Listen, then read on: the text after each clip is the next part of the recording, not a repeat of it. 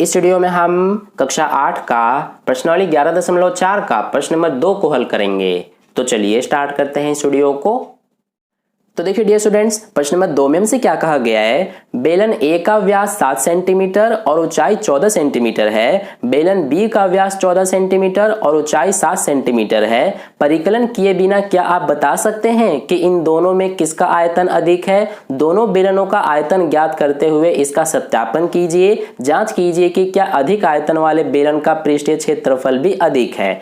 तो देखिए इसका सॉल्यूशन हम कैसे करेंगे। हमें इस प्रश्न के लिए ये दो आकृति दी गई है। तो सबसे पहले हमसे प्रश्न में पूछा गया है कि क्या हम इन दोनों बेलनों का आयतन कैलकुलेट किए बिना बता सकते हैं कि किसका आयतन अधिक होगा? तो ये हम बिल्कुल बता सकते हैं। देखिए कैसे, जब भी आपके पास इस तरह का कंडीशन दिया हो जिसमें आपको दो इस तरह से बेलन दिए गए हो और एक बेलन का जो व्यास है वो दूसरे वाले बेलन के व्यास का आधा हो। जैसे देखिए ये जो हमारा पहला बेलन है इसका व्यास 7 सेंटीमीटर है और दूसरे वाले बेलन का व्यास 14 सेंटीमीटर है। तो ये क्या है, दुगना है इस वाले के व्यास के, है ना। और इसके अलावा इसकी जो ऊंचाई है ये 14 सेंटीमीटर है और इसकी ऊंचाई 7 सेंटीमीटर है। तो इसकी ऊंचाई आधी है इस पहले वाले बेलन की। तो जब भी आपका इस तरह का कंडीशन हो कि जो दूसरे वाले बेलन का व्यास है वो दुगना हो पहले वाले बेलन के व्यास के और दूसरे वाले बेलन की ऊंचाई जो है वो आधी हो पहले वाले बेलन के ऊंचाई की, तो इस कंडीशन में हमेशा जो ये हमारा बड़े व्यास वाला बेलन है इसका आयतन अधिक होगा। ठीक है, तो आई होप आपको समझ में आ गया। तो इसीलिए अब हम ये बता सकते हैं कि जो हमारा ये बी बेलन है इसका आयतन अधिक होगा। ठीक है, तो यहां पर हम लिखेंगे सबसे पहले, इससे पहले हम ये लिख लेते हैं कि जो हमारा ये पहला बेलन है यानी बेलन ए, इसका जो व्यास और इसकी जो ऊंचाई दी है वो यहां पर हम लिख लेते हैं। तो यहां पर हम लिखेंगे बेलन ए। तो देखिए इसका जो व्यास है यानी कि डायमीटर ये हमें दिया है 7 सेंटीमीटर और इसकी जो ऊंचाई है वो हमें दिया है 14 सेंटीमीटर। इसके अलावा जो हमारा बेलन बी है इसका हमें व्यास कितना दिया है, ये हमें 14 सेंटीमीटर और इसकी ऊंचाई हमें 7 सेंटीमीटर दी गई है। तो हमसे सबसे पहले पूछा गया था कि क्या हम बता सकते हैं कि इन दोनों में किसका आयतन अधिक है। तो अभी जैसा कि मैंने आपको बताया कि जो हमारा ये बड़े व्यास वाला बेलन है इसका आयतन अधिक होगा। तो यहां पर हम लिख लेंगे कि बेलन ये हमारा कौन सा है, बी। तो इसीलिए लिखेंगे बेलन बी का आयतन अधिक होगा। ठीक है, तो ये हमने कर दिया। अब आगे हमसे प्रश्न में पूछा गया है कि दोनों बेलनों का आयतन ज्ञात करते हुए इसका सत्यापन कीजिए, यानी कि अब हमें इन दोनों बेलनों का आयतन ज्ञात करना है। तो सबसे पहले हम जो हमारा बेलन ए है इसका आयतन ज्ञात करेंगे। तो यहां पर हम लिखेंगे बेलन ए का आयतन। तो देखिए ये हम कैसे ज्ञात करेंगे, इसके लिए हम जो बेलन के आयतन का सूत्र होता है वो लगाएंगे। तो क्या होता है बेलन के आयतन का सूत्र, ये होता है पाई आर स्क्वायर एच। अब इसमें देखिए पाई का मान होता है 22/7 गुणा में आर। आर इसका हमें नहीं पता है तो इसके लिए हमें इसका व्यास दिया गया है 7 सेंटीमीटर। तो जैसा कि हमें पता है कि जो हमारी आर यानी त्रिज्या होती है वो व्यास की आधी होती है। तो इसीलिए इसका त्रिज्या निकालने के लिए हम क्या करेंगे कि जो व्यास है यानी कि 7 इसका आधा कर देंगे। तो ये हमारा 7/2 सेंटीमीटर हो जाएगा। ठीक है, तो ये हमने इसकी त्रिज्या लिख लिया, कितना है 7/2। तो इसकी जगह पर हम लिखेंगे अब 7/2 और ये स्क्वायर लगा है इसीलिए ये हमारा 2 बार लिखा जाएगा। फिर गुणा में h है, h देखिए इसका कितना है 14, तो ये आ गया 14। अब देखिए ये 7 से 7 कट जाएगा और ये हमारा यहाँ पर 2 एकम 2, 2 सते 14, ये भी कट जाएगा। तो क्या बच रहा है यहाँ पर, इसके अलावा देखिए ये भी कटेगा, 2 एकम 2 और ये 11 दूना 22। तो हमारे पास बच रहा है 11 गुणा में ये 7 गुणा में ये वाला 7। तो अब देखिए 11 सते 77, 77 का 7 से गुणा करेंगे तो ये हमारा कितना आ जाएगा, जब आप गुणा करेंगे तो ये आएगा आपका 539 और ये सभी हमें सेंटीमीटर में दिए हैं इसलिए यहाँ पर सेंटीमीटर क्यूब लिखेंगे, क्योंकि जब हम आयतन ज्ञात करते हैं तो हमेशा हम इस तरह से क्यूब लिखते हैं। ठीक है, जैसे क्षेत्रफल ज्ञात करते हैं तो हम स्क्वायर लिखते हैं, उसी तरह से आयतन ज्ञात करते समय हम क्यूब लिखते हैं। तो ये हमारा 539 सेंटीमीटर क्यूब इस बेलन ए का आयतन आ गया।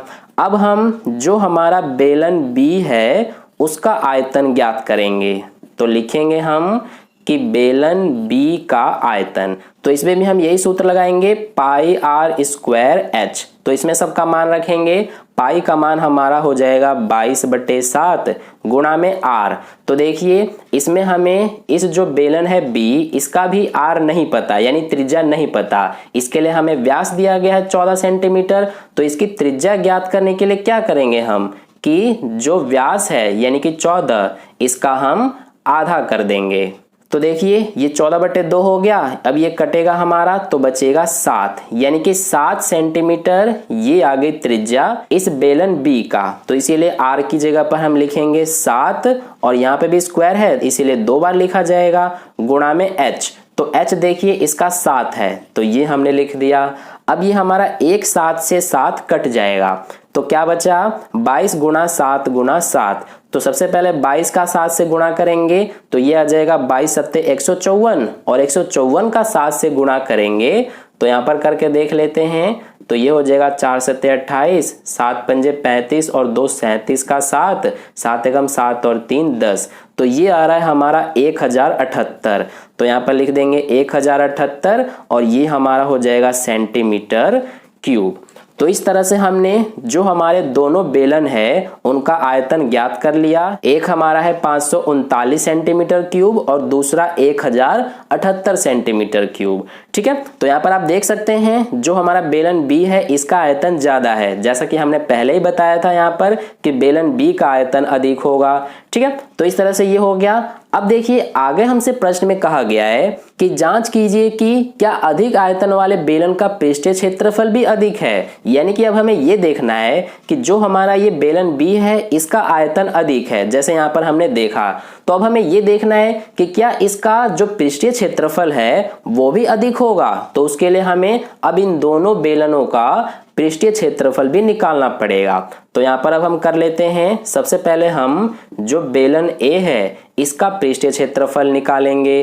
तो लिखेंगे बेलन ए का पृष्ठीय क्षेत्रफल। अब ध्यान दीजिए, जब भी आपका इस तरह से क्वेश्चन में सिर्फ पृष्ठीय क्षेत्रफल लिखा हो तो इसका मतलब आपको समझ जाना है कि कुल पृष्ठीय क्षेत्रफल है। ठीक है, तो देखिए बेलन के कुल पृष्ठीय क्षेत्रफल का सूत्र क्या होता है, ये हम यहाँ पर लिखेंगे। तो ये होता है 2 पाई आर ब्रैकेट में आर प्लस एच। तो इसमें आप सबका मान रखेंगे। सबसे पहले ये 2 आ जाएगा, गुणा में पाई का मान होता है 22/7 गुणा में आर।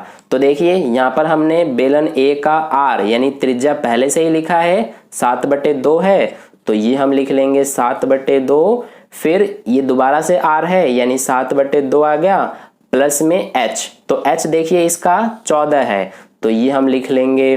अब देखिए यहां से हमारा ये 7 से 7 कट जाएगा और ये 2 से 2 भी कट जाएगा, तो ये बच रहा है हमारा 22। और ये देखिए ब्रैकेट में 7/2 प्लस में 14 है। तो इसको हम कैसे सॉल्व करेंगे, इसको देखिए हम इस तरह से करेंगे। ये हमारा 7 का 7 आ जाएगा ऊपर और ये प्लस का चिन्ह हो जाएगा। अब इस 2 से 14 को गुणा कर देंगे तो ये हो जाएगा 28, और जो नीचे है उसको हम वैसे का वैसा ही लिख देंगे। ठीक है, या फिर इसको आप इस तरह से एलसीएम लेके भी कर सकते हैं। जैसे 14 के नीचे कुछ नहीं है तो 1 मानकर, और आप इसका एलसीएम लेके भी कर सकते हैं, आपका आंसर यही आएगा। तो ये हो गया हमारा यहाँ तक। अब देखिए ये हो गया 22 और ये ब्रैकेट हटेगा तो गुणा का चिन्ह लगेगा, और ये 7 और 28 को जोड़ेंगे तो ये हमारा हो जाएगा 35 बटे में क्या है 2। तो अब यहाँ से देखिए ये 2 कम 2 और ये 2 के पहाड़े से 11 बार में कटेगा। तो यहाँ पर अब हमारा 11 और 35 का गुणा करेंगे तो ये हमारा आ जाएगा 385, और ये हमने पृष्ठीय क्षेत्रफल लिखा है इसलिए यहाँ पर आ जाएगा सेंटीमीटर स्क्वायर। ठीक है, तो ये हमारा बेलन ए का पृष्ठीय क्षेत्रफल आ गया 385 सेंटीमीटर स्क्वायर। अब जो हमारा बेलन बी है उसका पृष्ठीय क्षेत्रफल हम यहाँ पर लिख लेते हैं। जगह की कमी है इसलिए मैं यहाँ पर कर रहा हूँ। तो यहाँ पर लिख लेंगे बेलन बी का पृष्ठीय क्षेत्रफल। तो देखिए इसमें भी हम यही सूत्र लगाएंगे 2 पाई आर ब्रैकेट में r प्लस एच। तो इसमें सबका मान रखेंगे, ये आ जाएगा 2 गुणा में पाई का मान होता है 22/7 गुणा में r। तो देखिए बेलन B का जो r है यानी त्रिज्या वो कितना है 7, तो इसकी जगह पर 7 लिखेंगे। फिर ये r है यानी कि 7 प्लस में h इसका कितना है 7, तो ये भी 7 आ गया। अब देखिए 7 से 7 कट गया तो कितना बचेगा 2 गुणा में 22, तो गुणा करेंगे दोनों का तो 44 हो जाएगा और ये ब्रैकेट हटेगा तो ये हमारा गुणा का चिन्ह आ जाएगा और ये 7 + 7 14 हो गया। तो देखिए 14 चौक 56 का 6 हो गया और फिर 14 चौक 56 और 5 ये हो जाएगा 61, यानी कि 616 और ये हो जाएगा सेंटीमीटर स्क्वायर। यानी बेलन बी का पृष्ठीय क्षेत्रफल 616 सेंटीमीटर स्क्वायर है। तो अब यहाँ पर आप देख सकते हैं बेलन ए का पृष्ठीय क्षेत्रफल 385 सेंटीमीटर स्क्वायर और बेलन बी का पृष्ठीय क्षेत्रफल 616 सेंटीमीटर स्क्वायर, यानी कि बेलन बी का जो पृष्ठीय क्षेत्रफल है वो ज्यादा है और बेलन बी का आयतन भी ज्यादा ही था। तो इसीलिए हमसे कहा गया है प्रश्न में कि जांच कीजिए कि क्या अधिक आयतन वाले बेलन का पृष्ठीय क्षेत्रफल भी अधिक है। तो इसीलिए हम यहाँ पर लिखेंगे कि हाँ बेलन बी का पृष्ठीय क्षेत्रफल भी अधिक है। तो इस तरह से यहाँ पर हम लिख के दिखा देंगे।